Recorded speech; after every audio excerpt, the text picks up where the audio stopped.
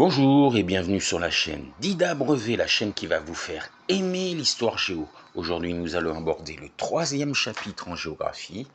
Ce chapitre s'intitule « Les espaces de faible densité en France ». N'hésitez pas à liker, n'hésitez pas à vous abonner. Et puis, j'espère que vous allez apprécier cette nouvelle vidéo. Bon visionnage. Les espaces de faible densité comportent moins de 30 habitants par kilomètre carré. Ils représentent à peu près 45% du territoire national et 6,5% de la population métropolitaine. Ce sont de vastes territoires situés dans la diagonale des faibles densités, ou anciennement appelée la diagonale du vide, qui s'étend des Ardennes aux Pyrénées, mais également dans les principaux massifs montagneux comme les Alpes, les Pyrénées, ou le Massif central, ou des espaces éloignés des littoraux. Dans certaines régions, ces espaces de faible densité connaissent une légère reprise démographique, comme dans le sud, où les néo-ruraux et des résidences secondaires s'installent dans ces zones rurales délaissées. A l'inverse, le vieillissement et le dépeuplement se poursuivent encore dans la moitié nord de la France. Ces territoires peu peuplés attirent des populations à la recherche d'une meilleure qualité de vie pour les vacances ou pour la retraite, dans une résidence secondaire et parfois pour y vivre de manière permanente grâce au télétravail. Cette attractivité s'est accrue avec la crise du Covid-19. La diversité des habitants provoque parfois des conflits d'usage et fait du vivre ensemble un réel défi. Ainsi, de nouveaux espaces de sociabilité sont créés afin de répondre aux besoins de ces nouveaux habitants et de recréer du lien social avec les anciens. Certains territoires de faible densité mettent en place un modèle fondé sur l'agriculture intensive. L'agriculture intensive, c'est une agriculture productiviste, mécanisée, qui marque fortement les paysages de grands champs ouverts.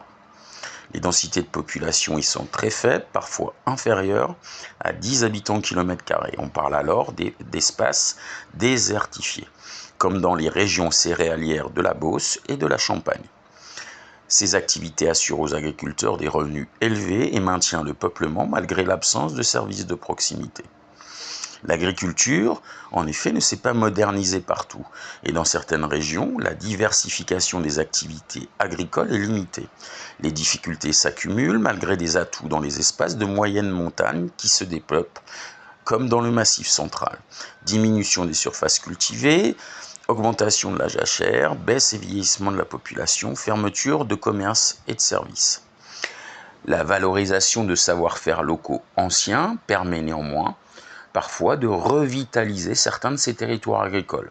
La demande croissante de produits de qualité, souvent labellisés, AOC, appellation d'origine contrôlée, et AOP, appellation d'origine protégée, comme la châtaigne ou d'autres produits comme les fromages, encourage l'installation de jeunes producteurs.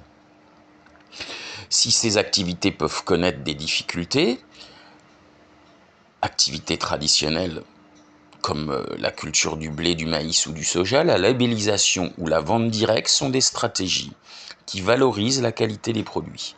Cela favorise le maintien ou le développement d'activités économiques sur ces territoires. Les espaces de faible densité possèdent des paysages moins urbanisés.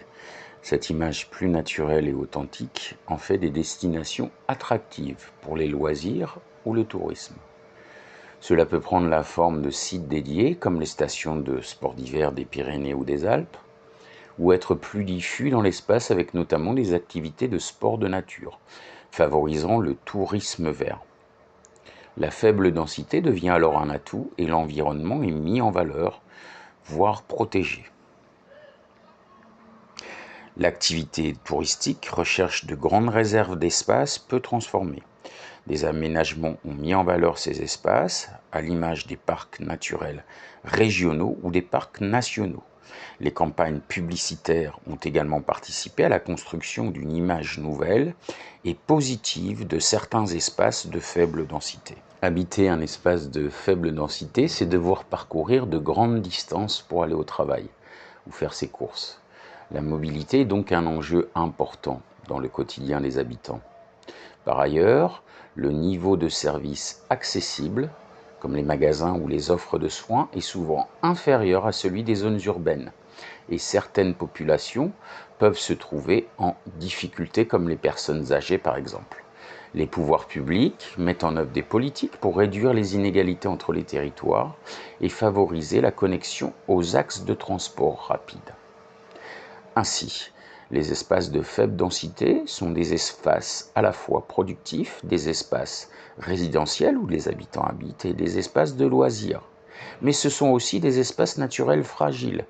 L'enjeu majeur est donc de concilier leur usage dans une logique de développement durable. L'État a mis en place les zones de revitalisation rurale, ZRR, où les entreprises peuvent bénéficier d'avantages importants. Les ZRR visent à aider le développement des territoires ruraux, principalement à travers des mesures fiscales et sociales. L'objectif est de concentrer des mesures d'aide de l'État pour les entreprises qui s'installent dans ces zones.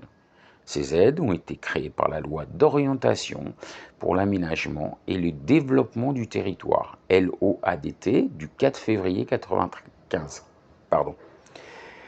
Pour être classée dans les ZRR, la commune doit avoir une densité inférieure aux communes alentours et un revenu fiscal plus faible que l'ensemble de ces communes alentours. Pour les DROM, les départements et régions d'outre-mer, comme la Guadeloupe ou la Martinique, les communes classées en ZRR sont définies par la loi. Depuis 2019, ce sont des zones franches qui couvrent l'intégralité du territoire des communes des DROM. De plus, le manque de services de proximité est atténué par des politiques régionales d'équipement en nouvelles technologies de communication. Enjeu de télétravail dont le développement s'est accéléré avec la crise sociale et sanitaire du coronavirus.